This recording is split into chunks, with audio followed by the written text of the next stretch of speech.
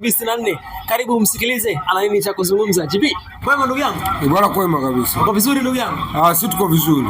Bwana mnyama ameondoka na alama 3 muhimu, lakini ushindi mnono wa chuma 3. Nataka kufahamu tuanzie kwenye mchezo wa mnyama Simba. Ulikuwa ni mchezo wa namna gani mwamba? Ushindi wa jasho na damu. Ushindi wa jasho na damu.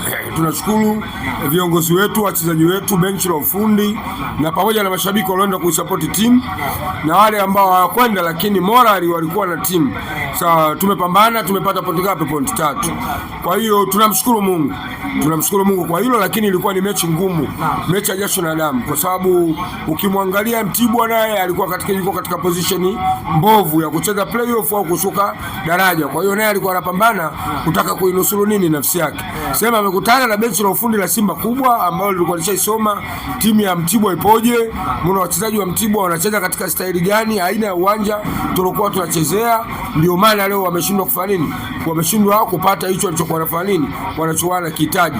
Na vile vile hata ukubwa wa wachezaji wa Simba, kwa sababu ukiangalia hata goli la kwanza ni maamuzi sahihi kutoka kwa nani, kutoka kwa Ribe Segwe ambaye alipitisha pasi katikati ya nani, ya mabeki wa Mtibwa. Shomari Kapombe akawa tayari anaenda kumuona golikipa, lakini akamweka chini, tukapata clear penalty ambayo Lucien Diruk beki la kimataifa, beki la South Africa likaenda likafanya nini, likafunga ile penalty.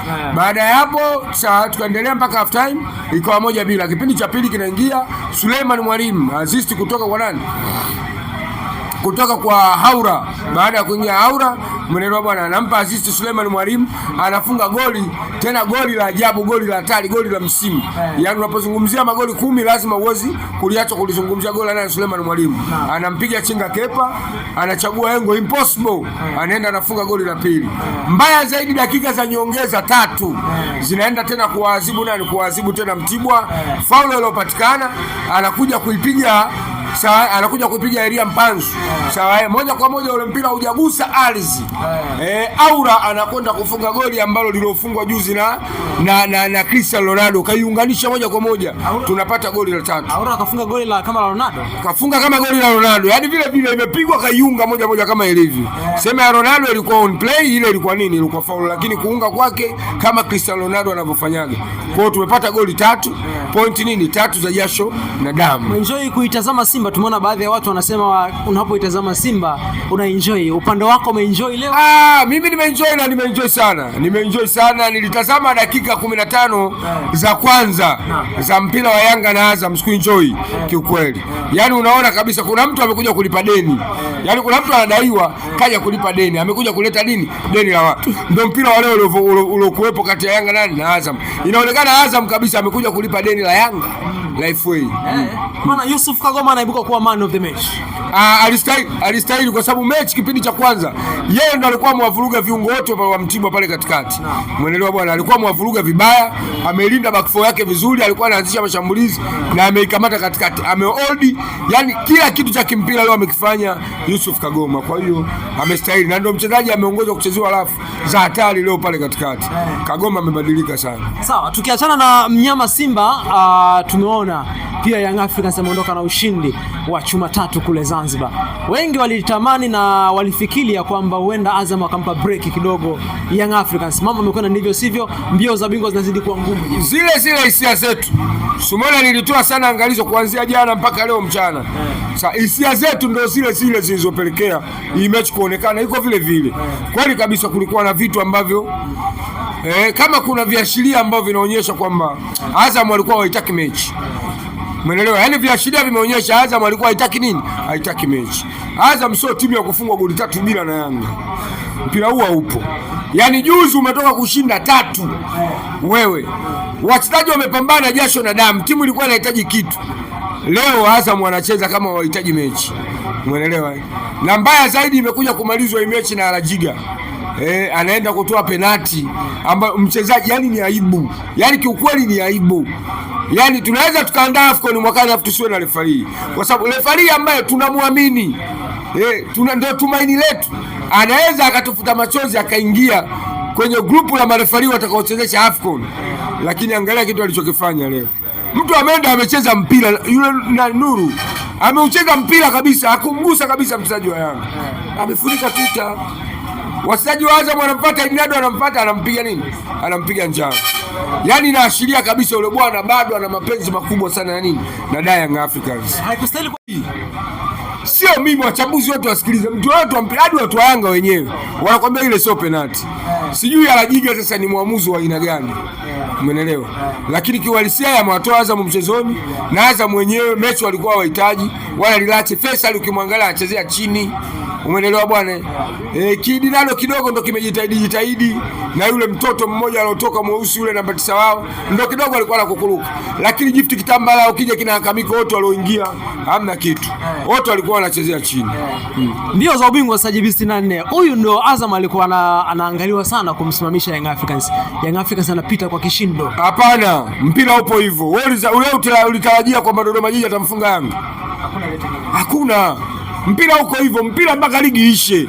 Atakayeongoza atakayekuwa juu ndio atakayekuwa bingwa. Kwa hiyo ligi bado, ligi inaendelea. Bado mechi mbili kila mtu. Points bado 2. Umesuru mechi 2. Si umeelewa? Au umesuru mechi moja, Simba akashinda goli 5, akashinda goli 8. Vitu vinawezekana. Kwani Prisons alishafungwa 7, Coast alishafungwa 8. Mpira chochote kinawezekana. TRA bado ni timu bora. Sasa JKT bado ni timu bora, zinaweza zikamsimamisha Yanga muda wote, wakati wote. Una imani kabisa na hizo timu mbili? Nina imani mpira, mimi nina imani na mpira, sio timu mbili. Nina imani na mpira. Hujakata tamaa? Sijakata tamaa. Yaani bado nina imani na mpira. Sisi tulivyo kama mafisi. Tunafuatilia mkono wa binadamu mpaka anaingia nyumbani kwake. Tukishamwona kaingia ndani kafunga mlango basi. Lakini kwanza tunachoshukuru tushaingia klabu bingwa. Nafasi ya pili tuna uhakika nayo. Tunachopambania hapa ni ubingwa. Kwa hiyo lengo letu ni kuingia kwanza klabu bingwa. Tukishaingia klabu bingwa ndio tunaipambania hiyo nafasi ya ngapi? Nafasi ya kwanza. Lakini ligi bado. Kwa hizi timu mbili pengine nani unampa asilimia kubwa? JKT yuko vizuri, Meja Samu, hata TRA. Kwani TRA alishawahi kuwafunga Yanga 3 hapa. Wewe Tanzania? Ilikuwa Chamazi. Ilikuwa Chamazi. Yaani Yanga anafungwa na timu yoyote ambayo inakaa kwenye uhalisia wa mpira. Yaani wacheze mpira tu. Waamua wacheze mpira, kusiwe na makando. Hebu angalia leo Yanga anapata penalti. Umemwona hali ya engineer? Mpaka mtangazaji anaposema engineer anatabasamu. Alikuwa atabasamu, yani kakaa anashangaa. Sio penalti. Umeelewa? Kwa hiyo yeye mwenyewe hana furaha, anaofikiria uchaguzi huu nitawafanyaje hawa na Yanga. Na ndio maana anapambana kwa hali yoyote ili aweze kuchukua ubingwa. Kidogo inawezekana anaweza akawafumba macho nini? Wana Yanga. Lakini wana Yanga wenye akili timamu lazima waje kuhusu uwanja. Umeelewa? Uwanja uko wapi? Wewe unataka tena tukupelizaa, tukupe tena urahisi. Uwanja uliotuahidi miaka 4 uko wapi? Na juzi umesema utaanza kuujenga, uko wapi? Wana maana nini pale anasawazisha pale? Wapi? Anasawazisha nini? Pale kiwanja hicho uwanja. Wameanza. Unaona tena na uwanja, unaona ijue ile sehemu. Hivi vijumba vilivyojengwa pale vinatitia, unajenga uwanja pale unaenda wapi? Hamna uwanja pale. Yale kwani si gharama ya milioni 200, milioni 100 tu unasawazisha. Uchaguzi kesho kutwa akishamchagua anarudi kule. Tunarudi kwenye vipengele vyetu vile. Subirini mradi wa serikali uishe ndio uwanja utafanya nini? Utajengwa. Kwa hiyo hapo ukiangalia mbio za ubingwa wa JB64 mpaka ambaye amechukua alama 4 kama wamepanga kwamba huyu achukue kombe la ligi, yeye aje kuchukua FA kwetu. Akili itamkaa sawa. Lakini kumbuka amekusumbua. Na Ibenge ni mwalimu, yani ni mwalimu wa ajabu. Yaani mwalimu ambaye uko kwenye roster ya walimu bora barani Afrika. Unaenda kukubali ujinga namna hii, unafungwa goli 3 na Yanga. Mbinu ulizotumia kushinda goli 3 siku wapi, leo unafungwa goli 3 bila. Unajizalilisha. Tayari ina maana Ibenge ameshaingia kwenye siasa za mpira wa Tanzania. Ameshapotea. Yaani Ibenge ameshapotea kwenye lulu ya mpira. Pengine nguvu anaipeleka kule JB64. Nguvu ya nini? Finali atamfunga nani? Atufunge sisi finali. Sumu. Ondoka na alama 4 kwako msimu huu. Wapi? Msimu huu. Utashuhudia kamfunga Beka. Alimfunga Beka. Kwanza kamfunga Simba. Akumfunga Steven Beka. Steven Beka tangu aje hajafungwa mechi yoyote nchi hii. Aliwafunga wachezaji waliokuwa sasa hivi. Yeye aliwafunga kina nani, kina Joshua Mutale huko, kina Budo, kina Kip Dennis. Sio Simba hii. Kwani hata Mtibwa alipata sare kilichomkuta? Umeelewa? Hasira zenu zote sasa ni kwa? Yaani tunaenda kummalizia yeye. Yes, amemwachia Yanga, sisi tunaenda kummalizia hasira yeye. Shukrani sana. Asante sana.